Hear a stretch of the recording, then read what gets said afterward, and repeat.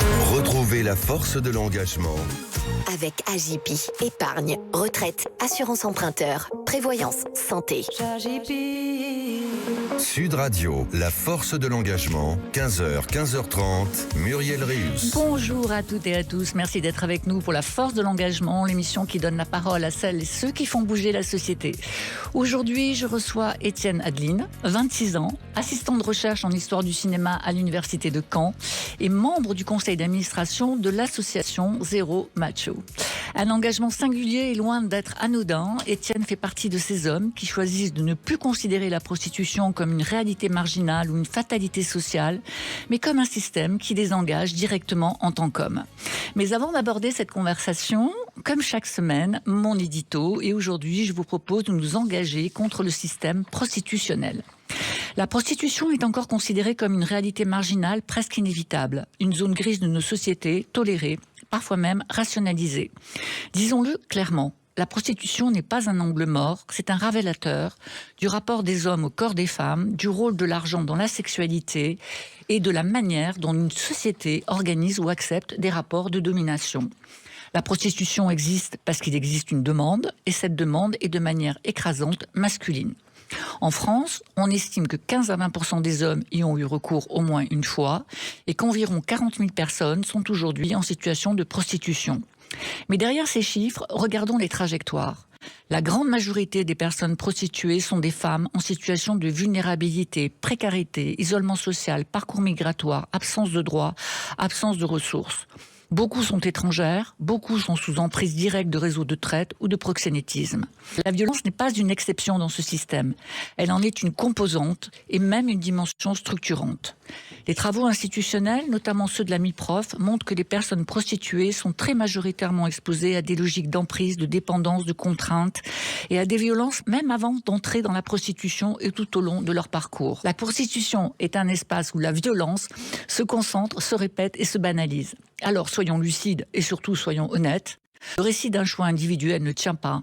On ne choisit pas librement quand on n'a pas d'alternative, quand on est dépendante. Il faut en moyenne près de 7 tentatives pour sortir de ce système. La prostitution ne permet pas la liberté de choix. En France, la loi de 2016 a marqué un basculement important. L'achat d'actes sexuels est pénalisé, le délit de racolage passif abrogé. La loi reconnaît la personne prostituée comme victime d'un système d'exploitation sexuelle et non comme une personne libre dans le cadre d'un simple échange marchand.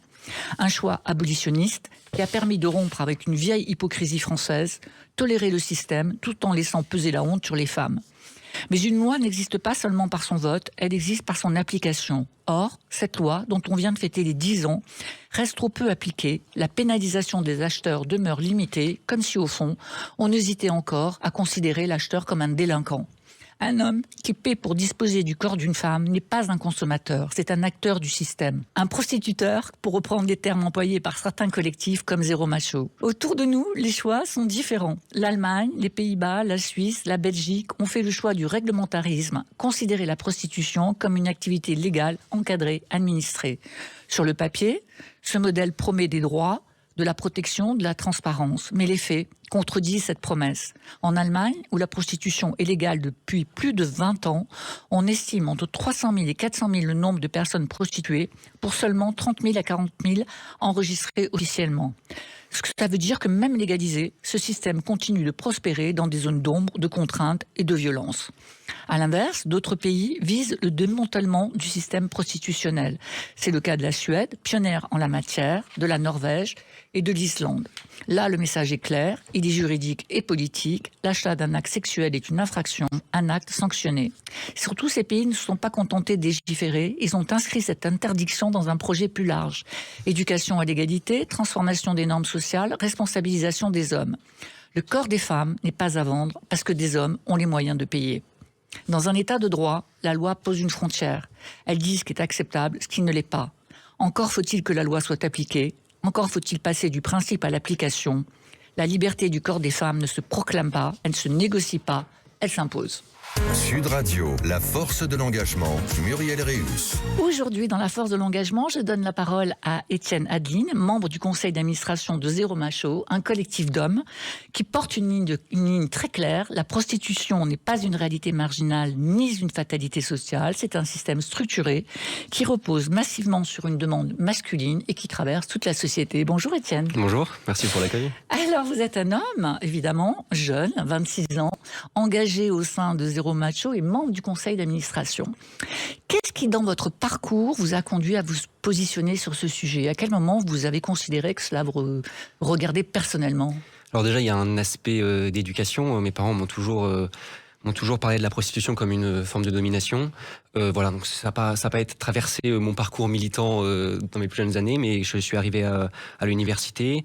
Le mouvement MeToo est aussi apparu sur la scène internationale. Il a pris de l'ampleur. Il y a une libération de la parole des femmes qui subissent des violences sexuelles, conjugales, des viols et qui font système. Et pourtant, les grandes oubliées du mouvement MeToo, les survivantes, qui ont pourtant parlé, notamment à partir de la loi de 2016, sont complètement invisibilisées. Voilà. Et elles sont invisibilisées alors que la prostitution est présente partout dans la société.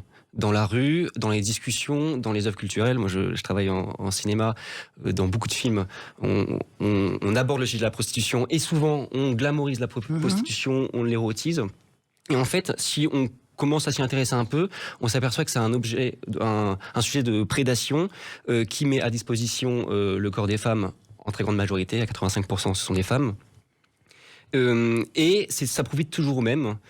C'est des hommes qui organisent les réseaux et c'est une très grande majorité de clients qui sont des hommes, quasi la totalité. Totalité, oui, pratiquement. Ouais. Et donc, en tant qu'homme, on a une responsabilité aussi. Et donc, c'est le rôle de Zéro Macho de se former là-dessus, de faire de la sensibilisation publique, d'alerter les élus, la justice, la police. Et voilà, en tant qu'homme dans Zéro Macho, c'est un peu le travail qu'on fait.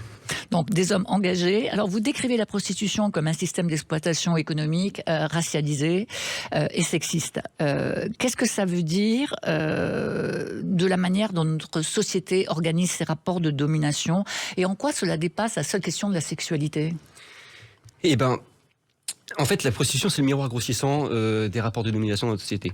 Elle est à l'intersection, effectivement, de domination sexiste, raciste, classiste. Elle est héritée d'un héritage colonialiste.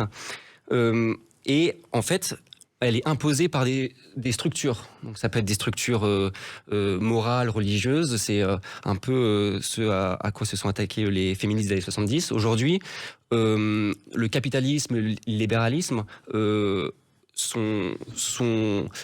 la prostitution s'inscrit dans ces systèmes-là, où on déshumanise les êtres humains, il y a une marchandisation du corps des êtres humains, et notamment des plus démunis.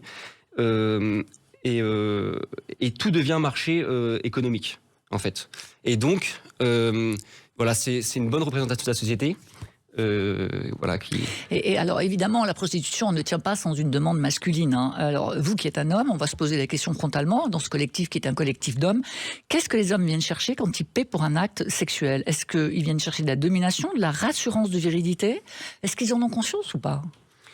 Alors, est-ce qu'ils en ont conscience ou pas ? Je ne sais pas. Certains en ont conscience. Je peux vous lire un passage parce qu'on a sorti un livre pour la loi, les 10 ans de la loi, qui s'appelle Des bordels au forum, paroles d'hommes. En fait, on a analysé des forums où des hommes parlent de leurs actes de prostitution. D'hommes qui fréquentent les salons de massage parisiens, qui sont en fait des salons de prostitution. Il y en a 426 dans Paris. Et donc, sur ce forum, ils ont une parole complètement libre, anonymisée, et ils s'échangent des conseils sur les salons, les femmes, les pratiques. Et donc, je vous lis une petite citation parce que, oui, bien sûr. Parce que c'est assez édifiant. C'est un certain William G., qui dit « Aucune petite fille asiatique ne se lève un jour en se disant que le travail de ses rêves serait de bosser 6 jours par semaine dans un pays qui n'est pas le sien, exploiter dans un salon à branler des queues de vieux monsieur blancs, voire de se faire ramoner la chatte et le cul plusieurs fois par jour, tout ça pour un pouvoir misérable. » Donc en tant que client, on y va en tout égoïsme lubrique et en toute connaissance de cause. Si vous cherchez une conscience et que vous êtes sur ce forum, il y a comme qui dirait un antagonisme. Bon, j'ai pris une phrase choc un peu avec voilà, la parole est libérée, on voit des mots très violents, une complète déshumanisation des femmes et voilà, certains en ont conscience. Lui en tout cas il a l'air d'en avoir conscience. Ça le déculpabilise pas en quelque sorte, mais il en a conscience. Cet homme-là apparemment contribue beaucoup au forum. Donc, en fait, je pense qu'il y a un problème aussi d'éducation, mais voilà, on pourra en reparler. Mais... Bien sûr. Alors, on entend aussi souvent des récits, notamment maintenant avec le masculinisme, qui prend de plus en plus d'ampleur dans notre société, en France et ailleurs d'ailleurs, qui évoquent la solitude, la détresse affective, le besoin sexuel. Alors, bien sûr, ce sont des représentations installées, ce sont des stéréotypes qui construisent l'idée d'homme à la marge. Et vous dites un peu l'inverse. Vous dites que ce sont des hommes insérés, parfois pères de famille. Ça fait d'ailleurs référence à l'affaire Pellico, à ce procès de Mazan. On a découvert des hommes ordinaires, socialement intégrés, capables de participer à des agressions sexuelles, à des viols d'ailleurs. Est-ce que c'est difficile d'accepter la banalisation des auteurs ? Comment vous vivez, vous, cette banalisation de ces hommes qui ont recours à des actes tarifés ? Alors déjà, je reviens sur effectivement la défense un peu de ces hommes qui font passer... Le paiement d'actes sexuels pour une soi-disant nature masculine, donc avec un côté assez biologique. Ils emploient le terme se soulager, pulsion, besoin irrépressible. Mais il n'y a jamais de question du désir, du plaisir, de découverte, du partage. Et c'est un peu...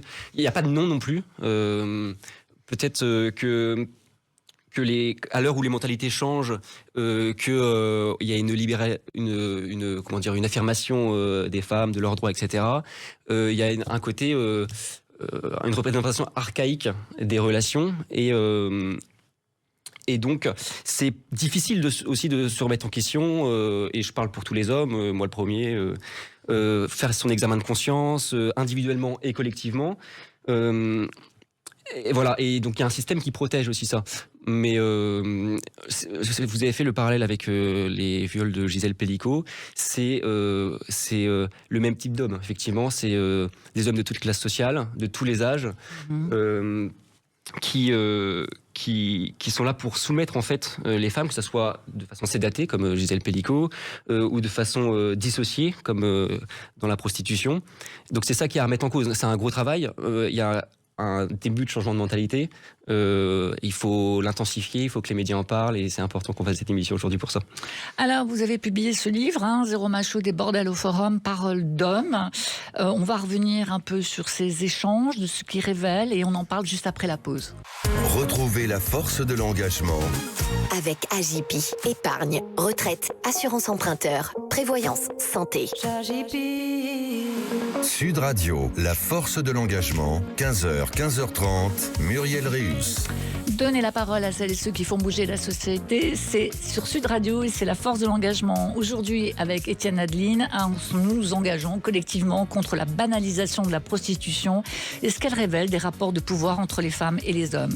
Alors, dans ce livre, des bordels au forum, Parole d'homme, publié aux éditions La Trêve, il y a un phénomène paradoxal, parce que évidemment, moi j'ai lu ce livre et j'ai été très étonnée de certains propos.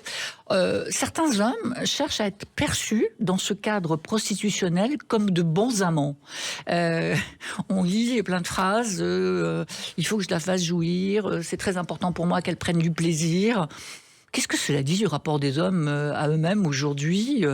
Est-ce que c'est une masculinité qui cherche à se rassurer en allant à Paris, par exemple, dans ces salons de massage ? Moi, ce qui me marque, c'est que c'est un plaisir, enfin, en tout cas, une représentation de la sexualité qui est individuelle et qui est centrée sur l'homme, en fait, sur eux-mêmes. Donc, c'est vrai qu'ils sont vantards, ils ont l'impression d'être des excellents coups. Voilà, et parce qu'en fait, ils ont peut-être, enfin, on est tous construits, peut-être, et c'est ça qu'on s'attache à déconstruire, que les femmes auraient des besoins moindres, que voilà, qu'il y a une ignorance en fait de ces désirs partagés.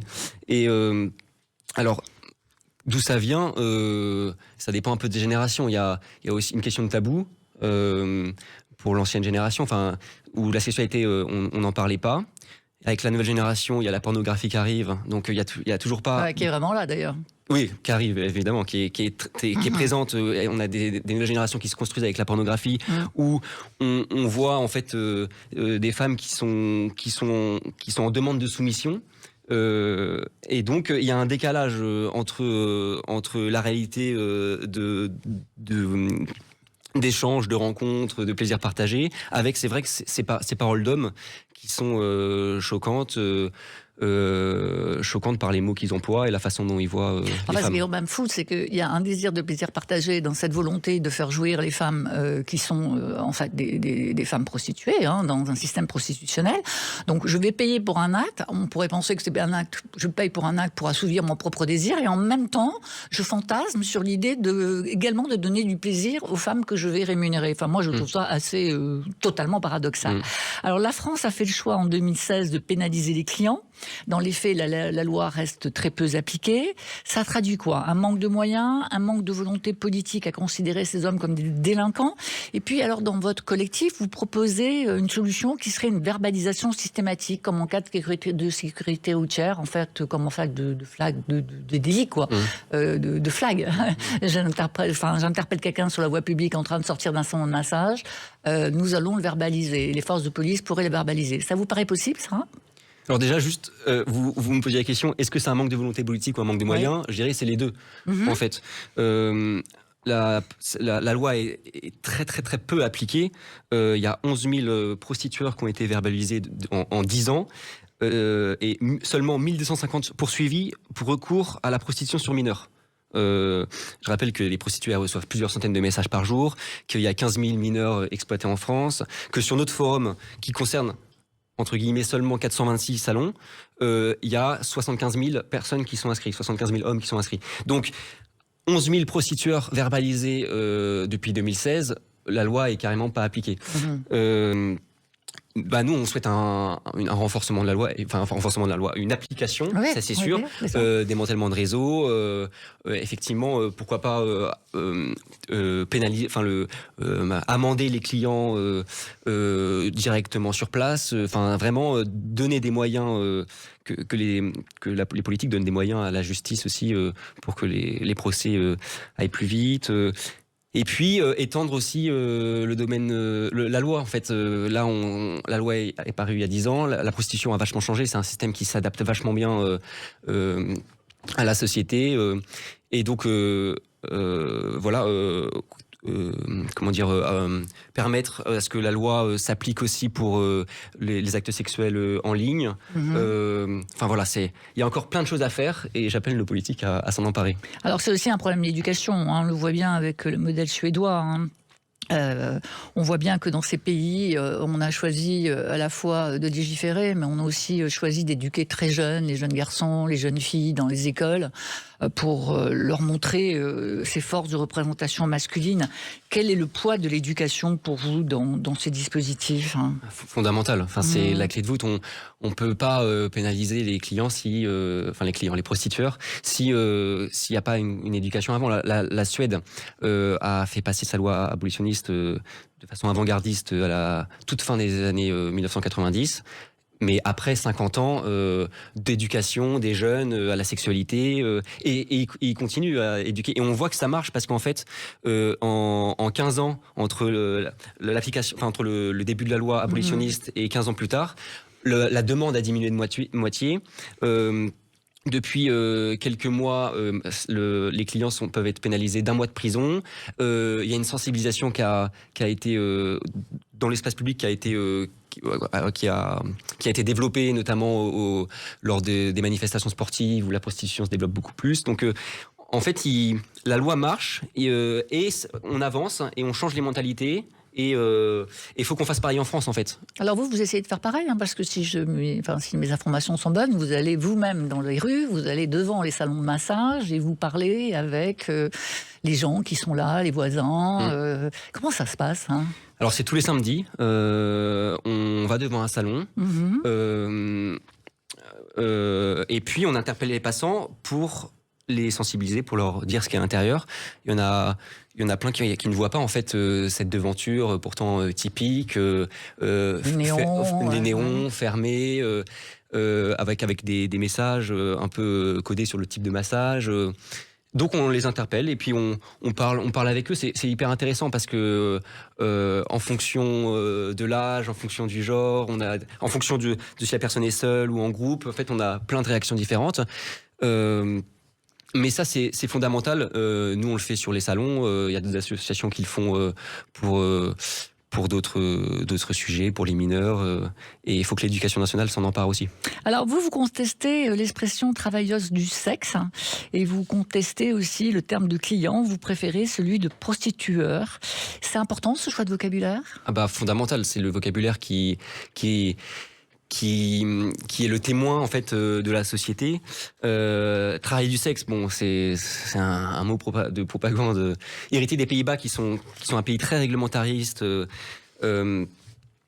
Le travail du sexe, en fait, déjà c'est ni un travail qui est pénalisé par le code du travail, qui rentre dans le code du travail, ni du sexe, parce que le sexe c'est du plaisir, c'est du désir, c'est du partage. Et puis le travail du sexe, ça renvoie à un imaginaire d'entreprise où il y a des services, des prestations. Voilà. Bon, nous on considère que le sexe, la sexualité n'est pas une entreprise sur laquelle il faut capitaliser. Donc on emploie le mot prostitueur, on emploie le mot prostituée. On peut même employer le mot, comme certains emploient le mot pute, on peut employer le mot putard. Voilà, c'est un changement. C'est aussi comme ça que passe le changement de mentalité, le changement des mots. Alors vous, Étienne, vous êtes jeune, on l'a dit tout à l'heure, vous avez 26 ans. Qu'est-ce que vous avez envie de dire aux jeunes de votre génération pour qu'ils partagent la même volonté, le même engagement ? Vous leur diriez quoi ? Venez chez Jérôme Achard. Oui, alors qui s'informent, Oui. Qui s'engagent, qui discutent aussi autour d'eux, avec des hommes, avec des femmes, qui parlent et qui soient aussi ouverts à évoluer en fait. Et je pense qu'on est tous gagnants à un monde égalitaire. Eh bien, merci Étienne. On arrive au bout de cette conversation. La force de l'engagement, c'est chaque dimanche après-midi à 15h sur Sud Radio. Vous pouvez retrouver cette émission sur sudradio.fr et sur tous les podcasts. Je vous dis à dimanche prochain avec la même énergie et avec celles et ceux qui font bouger la société. Excellent dimanche à toutes et à toutes. C'était la force de l'engagement. Avec AJP, épargne, retraite, assurance emprunteur, prévoyance, santé.